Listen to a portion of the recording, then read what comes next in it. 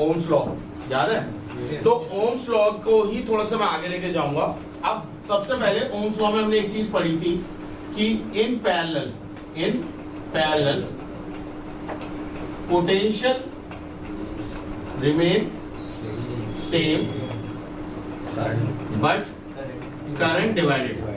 अभी इसकी बात करेंगे कैसे, ठीक है? ये क्या बोलना मांग रहा है। और in series current remain same but potential divided. तो ये मैंने पोटेंशियल और करंट के फर्स्ट पार्ट में बहुत आराम से एक्सप्लेन करा है कि पॉइंट बाय पॉइंट, तो आपको समझ में आएगा करंट क्या होता है, पोटेंशियल क्या होता है, बताया भी था। पोटेंशियल वर्क डन करने की क्षमता को कहते हैं, जब आप चार्ज को इकट्ठा करते हो तो उसका पोटेंशियल बना लेते हैं। तो इसका मतलब ये है कि अगर मान लो एक वायर है और जो ऐसे दो पार्ट में डिवाइड हो गया, ये जो जिगजैग लाइन है इन्हें हम रेजिस्टेंस बोलते हैं। क्या बोलते हैं? अब ये मानते हैं ये R1 है, ये R2 है। अभी क्या मानते हैं? अलग अलग रेजिस्टेंस मानते हैं, सेम नहीं मानते। अब ध्यान से समझना, पोटेंशियल क्या था? पोटेंशियल था काम करने की क्षमता, ठीक है? अब काम किस पे कराया जाएगा? जो रुकावट है। अब नदी बहुत तेज बह रही है, आपने क्या देखा? नदी बहुत तेज बह रही है, तो जो भी चीज मैं नदी में लगाऊंगा वो भी नदी के साथ मूव होगी। yes, ये मैंने कब देखा? जब मैंने देखा नदी का फ्लो बहुत तेज है। बट यही सेम चीज मैं तालाब में नहीं बोल सकता, वो कुछ नहीं बहता, वो तो पानी स्टैग्नेंट है। मैं वहां ये चीज नहीं, तो वहां पे कुछ है नहीं, वो रुका हुआ है। बट नदी में क्योंकि तेज फ्लो हो रहा है, मैंने ये चीज देखी और मैंने बोला अरे बहुत तेज आ रही, चलो यहाँ टरबाइन लगा दे। तो क्या होगा? जब नदी तेज आएगी उस टरबाइन को रोटेट कराएगी, तो क्या होगा? एनर्जी निकलेगी। अब ध्यान से सुनो, अब इसमें हम एनर्जी लॉस जो है उसको जीरो मानते हैं कि मतलब मान के चलते हैं हिमालय या पहाड़ों से जहां से नदी चली वहां से यहाँ तक मेरे टरबाइन तक कोई एनर्जी का लॉस नहीं हुआ, कोई भी एनर्जी का लॉस नहीं हुआ। क्यों? क्योंकि कोई भी टरबाइन नहीं था। तो इसका मतलब ये तो नहीं मैंने टरबाइन नहीं लगाया तो एनर्जी का कोई लॉस नहीं। जमीन की मिट्टी की बात करो, कॉर्नर की मिट्टी की बात करो, नीचे पत्थरों की बात करो। आपने वो देखा है राफ्टिंग जब होती है तो कुछ जगह आती है जब पत्थर आ जाते हैं, तो वो कहते हैं भैया थोड़ा सा रुक जाओ, मतलब जहाँ तूफानी मत करना, क्योंकि अगर नाव पलट गई तो पत्थर जो है उसमें तुम मस्त जाके चिपकोगे। तो वैसे ही वो क्या टर्बुलेंट ही तो है, टर्बुलेंस आना पानी में। तो वही टर्बुलेंस आपका जब किसके फ्लो में आता है? करंट के फ्लो में, वो रेजिस्टेंस बोलते हैं उसे। तो अनटिल अनलेस जब तक कोई रेजिस्टेंस नहीं आएगा तो करंट की एनर्जी लॉस होगी नहीं। मैं आपसे पूछ रहा हूँ, ऐसे नदी में भी लॉस होती है, बट हम आइडल केस में क्या बोलते हैं? कोई लॉस नहीं हुआ। सारी एनर्जी कहाँ कन्वर्ट हुई है? जब हमने टरबाइन लगाया तब एनर्जी में सब तब रुकावट मिली, सारी एनर्जी उसने उसमें ट्रांसफर कर, यही बोलते हैं। वैसे ही केस हम यहाँ समझा, ये मत कहना सर इस वायर में तो रेजिस्टेंस हाँ है, बट वो आइडल केस की बात समझो कि ये जो वायर है हम इसे जीरो रेजिस्टेंस मान रहे हैं, मतलब कुछ एनर्जी का लॉस नहीं है। तो मुझे बताओ, यहाँ से V पोटेंशियल था, ठीक है, V पोटेंशियल था, तो V पोटेंशियल जब यहाँ से निकला तो V को IR होता है, यहाँ V था, यहाँ मान लेते हैं -V है, या चलो अभी फिलहाल मानो फोल्ड की बैटरी है, तो ये प्लस का 10, ये माइनस का 10, ठीक है फिलहाल। तो मुझे बताओ 10 का यहाँ तक आते आते कोई पोटेंशियल I तो होगा बट R है, तो यहाँ पोटेंशियल में लॉस आया कुछ आया? यहाँ भी +10 मानो, कोई डाउट? यहाँ से यहाँ तक +10, यहाँ से यहाँ तक सही है। अब जो उल्टा देखो, ये -10 है, यहाँ से कोई करंट इस करंट यहाँ -10 लिख दूं? अब मुझे बात बताओ, यहाँ से ऊपर जाते वक्त निकला कहाँ से? +10 से, कहाँ को जा रहा है? नीचे से निकला +10 को कहाँ को जा रहा है? दोनों का पोटेंशियल डिफरेंस सेम नहीं है, दोनों रास्तों का पोटेंशियल डिफरेंस सेम नहीं है। समझ में आया नहीं है?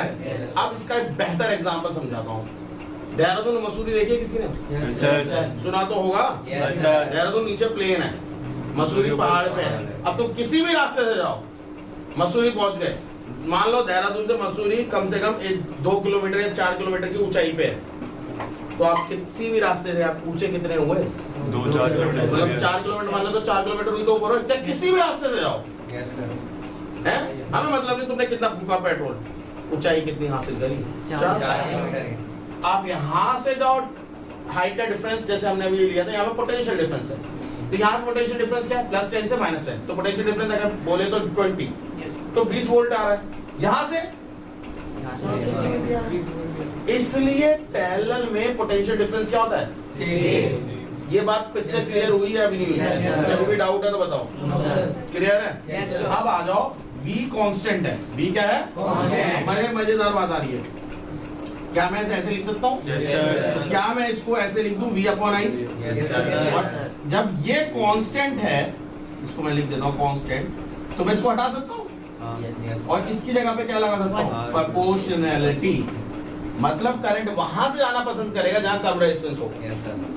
ये आपके साथ भी मैं आपको दो रास्ते दूं और मैं कहूँ भैया यहाँ बहुत ही भीड़ है, भाई कोई भीड़ नहीं है, 2 स्पीड ब्रेकर है, हाँ यहाँ से जाएंगे। सिंपल कॉन्सेप्ट है। वो यहाँ से गए, यहाँ रेजिस्टेंस ज्यादा है, यहाँ रेजिस्टेंस कम है। ये क्या होता है? जहां रेजिस्टेंस कम होगा वहां से करंट ज्यादा जाएगा और जहां रेजिस्टेंस ज्यादा होगा कॉपर में तो बहुत कम रेजिस्टेंस है और वहां से ज्यादा। अब इमेजिन करो यहाँ पे रेजिस्टेंस ज्यादा है, यहाँ पे रेजिस्टेंस कम है, तो रेजिस्टेंस करंट कहाँ ज्यादा जाएगा? जहां पे रेजिस्टेंस कम रेजिस्टेंस। ये हमने थ्योरेटिकल एस्पेक्ट लिया। कोई डाउट है? ओके, बड़े मजेदार। अब आगे बात करते हैं, पोटेंशियल सेम है तो क्या बटा होगा? करंट बटा होगा। Very good. तो मान लेते हैं, ये सब हटा दूं 2 मिनट के लिए। मान लेते हैं ऊपर करंट गया I1 और नीचे गया I1। ये किससे बटे? ये बटे I से। तो यहाँ जाकर मिलेंगे तो ये फिर से I बनाएंगे। इसे आप क्लास 12 में पढ़ते हो, किरचॉफ लॉ। कौन सा लॉ? Kirchhoff law. सरना सा नाम है पर समझ जाओ यार। कुछ नहीं है, किरचॉफ नहीं है भाई, किरचॉफ लॉ। किरचॉफ ने क्या बोला? उन्होंने बोला इसे जंक्शन लॉ कहते हैं। अभी दूसरा लॉ नहीं सिखाऊंगा, एक और लॉ है इसका, लूप लॉ, वो नहीं सीखेंगे। अभी देखो ये I1, ये यहाँ ले लो या यहाँ ले लो, कहीं से ले लो। I1 आ रहा है, I1 I आ रहा है, I1 और I2 जा रहे हैं। तो वो बोलता है जितना करंट आ रहा है that is equal to जितना करंट जा रहा है। That is first law। Kirchhoff का ये फर्स्ट लॉ है, 12th क्लास में पढ़ना है तो मैं अभी बता दूं। ठीक है, तो I क्या होगा? I1 plus I2। बोलो तो बात समझ में आई? पक्का ही? समझदार वालों को देखो, I1 क्या होगा? I1 यहाँ फॉर्मूला पकड़ो, I1 का फॉर्मूला क्या होगा? तो I1 की बात बताओ, V अपॉन R1। I2 की बात बताओ, I1 प्लस I2 क्या होगा? V upon R1 plus V upon R2। Okay, अब मेरी एक बात समझना, रटना नहीं, समझने की कोशिश करना। हम डायरेक्ट ये ऐसे लिख देते हैं, ठीक है? ऐसे लिख देते हैं कि भाई I की जगह पे V अपॉन R लिखो। इसका मतलब समझ में आया क्या है? यहाँ पे आपने दो रेजिस्टेंस लगाए जो कि पैरेलल में थे, ठीक है? तो सर्किट इस दो रेजिस्टेंस को अलग अलग रेजिस्टेंस की तरह नहीं देख रहा, वो एक रेजिस्टेंस देख रहा है। इसलिए आप पढ़ते हो इक्विवेलेंट रेजिस्टेंस। जब आप करंट निकालना सीखते हो तब आप सारे रेजिस्टेंस को सम करके एक रेजिस्टेंस मान। तो सर्किट में तो 2 रेजिस्टेंस है, बिल्कुल फैक्टफुल बात है, मैं इसको डिनाई नहीं कर रहा हूँ। बट जब करंट फ्लो की बात आई है, करंट निकलने की बात आई है, वो इसको ऐसा समझेगा, R equivalent, total equivalent resistance. बात समझ में आई है? नहीं, वो एक रेजिस्टेंस की तरह से ट्रीट करेगा। तो इसलिए हमने यहाँ पे सिर्फ एक ही रेजिस्टेंस लिखा, क्योंकि अगर यहाँ से I करंट जा रहा है, क्योंकि टोटल करंट क्या था? I, वो बढ़ गया ना, वो तो पैरेलल होने की वजह से। तो टोटल करंट गया किसमें से? R equivalent. तो V बाय R ही तो हुआ करंट। कोई डाउट? V सबसे डिवाइड करवा लो, कॉमन लेके काट लो, जैसा समझ में आ रहा है कर लो। R equal to 1 upon R1 plus 1 upon R2। बोलो बात समझ में आया? ये चीज। तो पैरेलल रेजिस्टेंस ऐसे निकलते हैं। ये फॉर्मूला समझ में आया कहां से आया? अभी हम इसको इक्विवेलेंट रेजिस्टेंस निकालना सीखेंगे खूब सारे, पर अभी पहले बताओ ये बेसिक बात समझ में आई? अब इसके अगली बात पे आ जाओ। अगर सर्किट किसमें हो? सीरीज में। बैटरी लगाओ, 2 रेजिस्टेंस लगाओ, R1 R2 और बंद करो। अब मुझे बताओ, यहाँ पे V वोल्ट था, यहाँ तो जाते जाते V ही रहेगा, बट यहाँ से I करंट पास हो रहा है और R1 में से पास हुआ, तो I करंट पास हुआ R1 में से, ये तो पोटेंशियल हो गया। पोटेंशियल मतलब V नहीं होता अकेला, पोटेंशियल का मतलब क्या होता है, I into R भी पोटेंशियल ही होता है। ओम्स लॉ ने यही तो बताया था, V को IR। करंट पास करे in the through the resistor, it require potential, it develop potential, it consume potential. तो यह पोटेंशियल कंज्यूम नहीं हो रहा। जब करंट इस R1 रेजिस्टेंस से जाएगा तो क्या करेगा, उसकी एनर्जी में लॉस नहीं आएगा, उसके पोटेंशियल में लॉस नहीं आएगा, तो पोटेंशियल यूज नहीं हो गया। तो यहां से यहां तक कुछ पोटेंशियल में ड्रॉप आया और इस पोटेंशियल को हम बोलते हैं नाम V1। क्या नाम बोलते हैं, V1। ऐसे ही इधर से जो गया उसे हमने नाम क्या बोल दिया, V2। और ये कितना होता है, जितना टोटल पोटेंशियल आता है। ये कितना होता है, जितना पोटेंशियल आता है। अब यहाँ से ब्रांच तो है नहीं करंट में जाने के लिए, सीधा साधी रास्ता है, तो जाना तो यहीं से पड़ेगा भाई, दूसरा रास्ता थोड़ी है कूद के चला जाएगा, बस जाना तो यहीं से पड़ेगा। यानी करंट तो डिवाइड नहीं हो, जो हमने पहले बात बोली थी, current in a series current remain the same but potential divided. तो V1 plus V2 total potential होगा या नहीं होगा, ये बताओ। अगेन इसको भी वो कुछ इस तरीके से समझेंगे, नहीं समझेंगे कि इन दो रेजिस्टेंस की जगह एक रेजिस्टेंस है R इक्विवेलेंट, समझ में आ रही है, और उससे I करंट पास हो रहा है, तो यहाँ I into R इक्विवेलेंट लिख दूं और V1 क्या होगा, I into R1 plus I into R2। अब I उड़ा दो, डिवाइड बाय R, तो क्या आएगा, R equivalent equals to R2। ये किसका आया, सीरीज का रेजिस्टेंस। समझ में आई बात, बात सुन लो। अब वो कहते हैं पैरेलल में यार दो रेजिस्टेंस तो आपने ये लगा लिया, अब इमेजिन करो पैरेलल में, अब इस कई बुक्स में आपको ये सॉल्व करा हुआ भी मिलेगा, R2 यहाँ भेजेंगे, R1 क्रॉस मल्टीप्लाई करके भेजेंगे, R1 R2 करेंगे, फिर ऐसे बगल करेंगे, हाँ कर लेंगे ना, नंबर डाल के कर लेंगे, क्यों उसका हलवा बनाना है फॉर्मूले, नॉर्मली रहने दो, ठीक है। वरना 2 के लिए कर लोगे, फिर 3 के लिए अलग करोगे, 4 के लिए अलग करोगे, ऐसे करने का फॉर्मूले। मेरे को तो यही अच्छा लगता है। अब समझो, मैं आपको एक चीज समझा रहा हूं, मान लो 1/R ही थे और ऐसे n लगा दिया, n टाइम्स, मतलब समझ में आया। ऐसे कितने रेजिस्टेंस जोड़े, n रेजिस्टेंस जोड़ा, कितना रेजिस्टेंस जोड़ा ले, n रेजिस्टेंस जोड़ा, ठीक है। तो 1/R इक्वल्स टू NR लिख सकता हूं, नहीं लिख सकता हूं, ये R इक्विवेलेंट की बात कर रहा हूं, बोलो हाँ या ना, n टाइम्स है तो n मल्टीप्लाई कर दो, ऐसे बोल कर दो। R इक्विवेलेंट क्या आएगा, R equivalent equal to R/N आया, पक्का पक्का, इधर आ जाओ। R इक्विवेलेंट क्या होगा अगर ऐसे R plus R n times होगा, NR RN जो भी आप समझो, है ना, ज्यादा टफ तो है नहीं।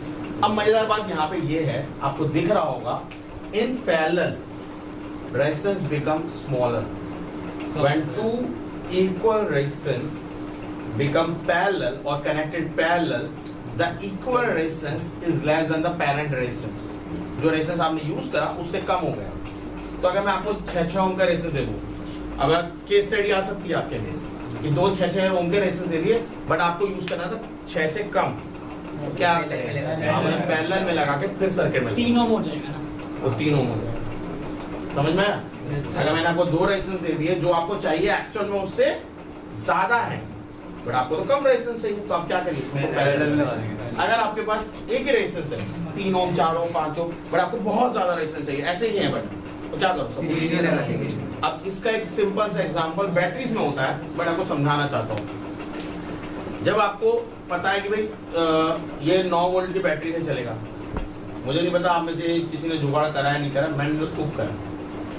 1.5 वोल्ट की बैटरी आती है निप्पो की, देखी थी, इतनी छोटी सी बैटरी जो उसमें अरे रिमोट में डलती है, मैंने 4-5 जोड़ दी और 9 वोल्ट की बैटरी बना दी।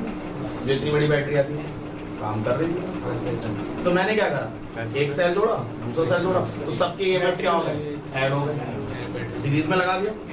वैसे ही कॉन्सेप्ट रेजिस्टेंस में भी तो हो सकता है, एक रेजिस्टेंस जोड़ दो, दूसरा भी जोड़ दो, तीसरा भी जोड़ दो, चौथा भी जोड़ दो, पांचवा भी जोड़ दो, जितने जोड़ने जोड़ते चलेगा। तो जैसे कि आपने कहा कि अगर वैसे हम रजिस्टर को जोड़ते हैं, मतलब कि बैटरी और रजिस्टर, तो अगर हम बैटरी को पैरेलल में लगाएं तो फिर क्या? बैटरी को पैरेलल में लगाने से अगर दोनों बैटरियां सेम है, सेम पोटेंशियल की है, तो दोनों का पोटेंशियल सेम ही रहेगा और आउटपुट वो सेम ही पोटेंशियल पे देगी। अगर एक की बैटरी कम है और दूसरे की बैटरी ज्यादा है, तो जो ज्यादा वाली है वो उसको चार्ज करेगी पहले, ताकि सेम सेम पोटेंशियल पोटेंशियल आ जाए, फिर वो आगे, और इसी केस में फट जाता है। दूसरे के चार्जर से अपना फोन चार्ज करते हैं ना, क्या करना चाहते हैं? स्मार्ट है, सी टाइप है, हम स्मार्ट टेस्ट नहीं कर रहे हैं। भाई हमारा अगर सी टाइप तो जरूर है, वो यूनिवर्सल चार्जर पोर्ट जरूर बना दिया, बट सबकी बैटरी का कंजम्पशन अलग अलग होता है, सबका इनपुट अलग अलग होता है। हम चार्ज तो कर लेते हैं, कभी बार देखना अगर आप अपने चार्जर के अलावा किसी और से चार्ज कर रहे हो तो आपके फोन की ड्रेनेज पावर, उसकी चार्जिंग पावर ये इफेक्ट करती है, उसकी बेकार हो जाता है फोन को थोड़ा टाइम। क्यों? क्योंकि आपका फोन उस चार्जिंग के लिए नहीं बना। और पहले के टाइम पे जब इतनी लिथियम बैटरीज नहीं थी और कुछ नहीं था, फटती थी बैटरीज, लिटरली फटती थी। आपने किसी और फोन के चार्ज से लगा दिया, भाई साहब थोड़ी देर लगा के छोड़ दिया, फट गया वो, समझ में आया? क्योंकि उसकी कैपेसिटी नहीं है। बट वो तो कह रहा है नहीं कुछ चार्ज कुछ, वो कह रहा है भाई है ही नहीं नहीं ले। अब मैं तुम्हें कह दूं बेटा आज तुम मेरे पार्टी है, पूरे के पूरी 20 रोटी खानी, तुम कहोगे आपके की तरह नहीं है हमारे पास, नहीं मैं तो खिलाऊंगा 20। गोल कौन रहा है उसको देखो, ठीक है, ओके डन। ये सबका समझ में आया? हाँ, वो देखो नोट करना है, चलो नोट कर देखो। रेजिस्टेंस का एक फॉर्मूला देख लो। Resistance is directly proportional to length of the wire, resistance is inversely proportional to area of wire. अब इसको मैं सिंपल तरीके से समझाऊं, जितना लंबा रास्ता होगा उतना ज्यादा आपका एक्सर्शन होगा, उतनी ज्यादा आपकी एनर्जी लॉस होगी, सिंपल सा, ठीक है। जितना चौड़ा रास्ता होगा आप आराम से फ्रीली मूव कर पाओगे। ये दो पॉइंट से आप याद रखें, ठीक है। इन दोनों को कंबाइन करो तो resistance is directly proportional to length, inversely proportional to area. Yes sir. Resistance proportionality at K तो कांस्टेंट आता है, यहाँ पे जो कांस्टेंट है उसको रो से रिप्रेजेंट करते हो L/A, ठीक है। अब इसमें क्या चीजें हैं बता देता हूँ। R है आपका रेजिस्टेंस, R क्या है आपका? रेजिस्टेंस। लेंथ L है length of a wire, L क्या है? Length of wire. A है एरिया ऑफ वायर, A है एरिया ऑफ वायर। और रो है स्पेसिफिक रेजिस्टेंस और रेजिस्टिविटी एग्जैक्टली, ठीक है, okay. Why it is called specific resistance इसकी हम जस्ट बात करेंगे, ठीक है, ओके। मान लेते हैं अब पहले स्पेसिफिक रेजिस्टेंस होता क्या है उसको डिफाइन करना सीखते हैं, ठीक है। ये वाले पॉइंट क्लियर हो गए थे। ज्यादा लंबा वायर होगा तो चौड़ा वायर होगा तो कम होगा। एक पॉइंट और इसमें समझ लो, और एक फॉर्मूला और ले लो, क्योंकि कुछ बुक्स वो फॉर्मूले को भी लेती हैं। पाई आर स्क्वायर, ठीक है।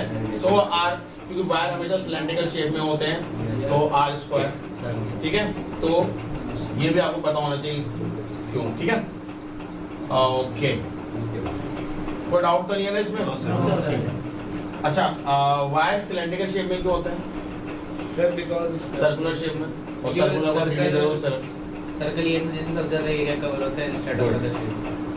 अगर गिवन एरिया हो तो सर्कल ही एक ऐसी शेप है गिवन सर्कमफ्रेंस हो जो सबसे ज्यादा एरिया कवर करता है। इसलिए जब आप सरफेस टेंशन पढ़ते हो और एक वायर में मतलब एक बबल में एक थ्रेड छोड़ दो, उसमें छेद कर दो तो सर्कुलर हो जाती है, क्यों स्क्वायर नहीं होती? क्योंकि उसकी लेंथ फिक्स है, यानी सर्कमफ्रेंस आपका फिक्स है, यानी लेंथ ऑफ वायर आपकी फिक्स है, और वो कैसा बनना चाहती है? सर्कुलर, जिससे वो मैक्सिमम एरिया हो। मैक्सिमम एरिया से क्या होगा? Minimum resistance. Yes sir. ठीक है, ये रीजन समझ में आया? क्यों बताया ये मैंने? क्योंकि कई बुक्स रेजिस्टेंस को चेंज करती है, एरिया नहीं चेंज करती। एरिया डबल ट्रिपल तो करती हैं, पर कभी बार वो रेजिस्टेंस के साथ भी खेलती है कि क्या रेजिस्टेंस आता है सर, क्योंकि हम क्या बोलते हैं, अच्छा एरिया डबल तो resistance half, area half resistance double, वो कहते हैं radius half, resistance 4 times resistance, oh sorry radius, resistance के क्या ऐसा है inversely proportional but square times. अगर ये हाफ हुआ तो r/2 का पावर स्क्वायर यानी r/4, ये 4 ऊपर जाएगा तो रेजिस्टेंस 4 टाइम्स हो गया। समझ में आ रहा है नहीं आ रहा? ये चीजें रेजिस्टेंस रेडियस के साथ चला जाता है, ठीक है। ओके, अब आता है रेजिस्टिविटी की डेफिनेशन लेके। तो अगर लेंथ मान लो यूनिट लेंथ है 1 मीटर और 1 सेंटीमीटर, 1 यूनिट लेंथ, लेंथ क्या है? यूनिट लेंथ, ठीक है। और एरिया क्या है? यूनिट एरिया, ठीक है, यूनिट स्क्वायर एरिया है। तो अब ध्यान से समझो, यूनिट का मतलब होता है 1, तो R equals to rho 1 upon 1। अगर दोनों को एक तो मैथमेटिकली यानी L अगर 1 मीटर हो और एरिया आपका 1 मीटर स्क्वायर हो तो रेजिस्टेंस रेजिस्टिविटी के इक्वल होगा। तो इसी को तो कहते हैं स्पेसिफिक रेजिस्टेंस। आपने स्पेसिफिक करा है पर्टिकुलर कंडीशन के, क्यों? क्योंकि अगर हम एक कॉपर की बात कर रहे हैं तो कॉपर का एक इतना बड़ा वायर जो पर्टिकुलर मोटा हो और कॉपर का एक बिल्कुल पतला सा वायर जो इतना लंबा हो, उन दोनों में अलग अलग रेजिस्टेंस हो। तो फिर हमें लगेगा यार कॉपर में भी अलग अलग रेजिस्टेंस हो सकता है। हाँ, हो सकता है, बट कॉपर मटेरियल में अलग अलग रेजिस्टेंस होता है, ये नहीं हो सकता। मटेरियल वाइज कॉपर में सब में रेजिस्टेंस सेम है, क्योंकि आपने उसके डायमेंशन डिफरेंट कर रखे हैं, इसलिए आपको रेजिस्टेंस अलग अलग ऑफर हो रहा है। लेंथ सेम कर दो, उनमें एरिया सेम कर दो, now you can easily compare the resistance between the materials. Copper लगाओ, सिल्वर लगाओ, आयरन लगाओ, स्टील लगाओ, आप आराम से देख पाओगे किसमें कितना रेजिस्टेंस है। सर क्वेश्चंस ऐसे बन सकते हैं जैसे कि रेजिस्टेंस सेम लगा है दो वायर में और एक के सारे डायमेंशंस दे रखे हैं, एक के सारे डायमेंशंस दे रखे हो और दूसरे वायर का मतलब दो में डिफरेंट मटेरियल्स हैं, नेबर उठाओ, दोनों में सेम रेजिस्टेंस लगा। हाँ, तो ये सॉल्व हो सकता है। हाँ, क्यों नहीं हो सकता? अगर आपको लेंथ पता है, एरिया पता है और रेजिस्टेंस पता है, तो आप अगले वाले में भी रेजिस्टेंस सेम है तो या तो उसकी लेंथ पता होगी, आपको एरिया पता होगा, दोनों में से एक क्वांटिटी आपको पता होगी, तो आप उसके हिसाब से निकाल सकते हो। रेजिस्टेंस सेम है तो सर क्या कहते हैं उसका एरिया भी तो वही होगा। है जी, अगर उसका रेजिस्टेंस सेम है तो उसका एरिया ना रेजिस्टेंस सेम है, एरिया कैसे सेम हो सकता है मैम? फॉर एग्जांपल मान लो कॉपर है, कॉपर का रेजिस्टेंस उसके मटेरियल पे भी डिपेंड करता है, उसकी रेजिस्टिविटी पे भी डिपेंड करता है।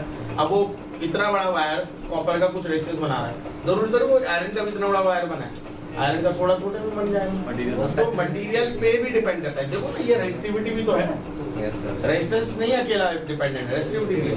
तो रेजिस्टिविटी की डेफिनेशन अभी क्या हो कहती है? रेजिस्टिविटी की डेफिनेशन कहते हैं resistivity is the resistance. Resistivity क्या है? रेजिस्टिविटी इज द रेजिस्टेंस, वो रेजिस्टेंस है, बट एक specific condition offered by length of a unit length having a unit area of cross section of wire। अगर उसकी लेंथ यूनिट लेंथ होगी और area क्या होगा? Unit area of cross section, तो उस वायर का जो रेजिस्टेंस होगा वही उस मटेरियल की रेजिस्टिविटी, वायर की नहीं, मटेरियल। रेजिस्टिविटी मटेरियल की प्रॉपर्टी है, मटेरियल की प्रॉपर्टी लेंथ नहीं है, वो रेजिस्टेंस की प्रॉपर्टी है। एरिया उसकी प्रॉपर्टी नहीं है, मटेरियल की प्रॉपर्टी आपकी सिर्फ रेजिस्टिविटी है। तो अगर कैरेक्टरिस्टिक ऑफ द मटेरियल आएगा तो आपको रेजिस्टिविटी लिखनी है, ठीक है। और वायर की कैरेक्टरिस्टिक्स आएगी तो लेंथ और एरिया, रेडियस भी बोल सकते हो, क्योंकि एरिया से ही और रेडियस से ही एरिया ड्राइव है। कोई डाउट है तो बताओ, इसकी डेफिनेशन लिख लोगे? Resistivity is the resistance of unit length having a unit area of cross section of wire। Clear है? Yes, sir। समझ में आया? तो अब अगर मान लो मैं दो मटेरियल की बात करूंगा तो यस उनके रेजिस्टेंस डिफरेंट हो सकते हैं, उनकी रेजिस्टिविटी भी डिफरेंट हो सकती है। रेजिस्टिविटी क्या हो सकती है? डिफरेंट। बट अगर मैंने दो कॉपर के वायर लिए, एक की लेंथ डबल, एक की लेंथ हाफ, एक का एरिया कुछ, एक का एरिया कुछ, तो यस उनके रेजिस्टेंस अलग अलग होंगे, बट रेजिस्टिविटी सेम होगी। कई बार इसका क्वेश्चन आता है कि उनका रेशियो बताओ, तो 1:1 होगा रेजिस्टिविटी का। मान लो मैंने आपको बोला एक वायर है, ठीक है, एक वायर है वायर 1, एक वायर है वायर 2। इसकी लेंथ मैंने बोली 2 मीटर, इसकी लेंथ मैंने बोली 3 मीटर, इसकी मैंने एरिया बोला 4 मीटर स्क्वायर, इसका मैंने एरिया बोला 6 मीटर स्क्वायर या 9 मीटर स्क्वायर, ठीक है, ये बोला, ठीक है, दोनों कॉपर के। तो मैंने बोला रेजिस्टेंस बताओ, तो भैया इसका रेजिस्टेंस क्या होगा? इसका रेजिस्टेंस रो इंटू 2/4 ये होगा ना, ये बता। इसका रेजिस्टेंस क्या होगा? R1 rho into 3/9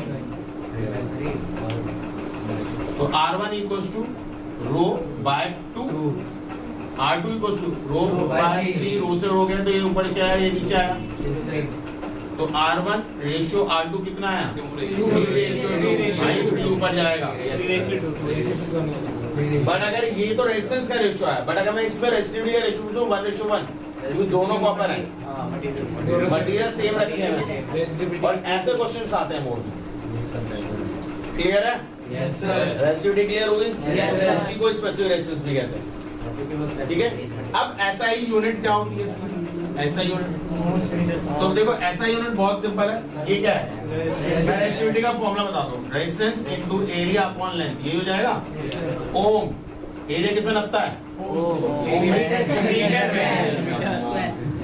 length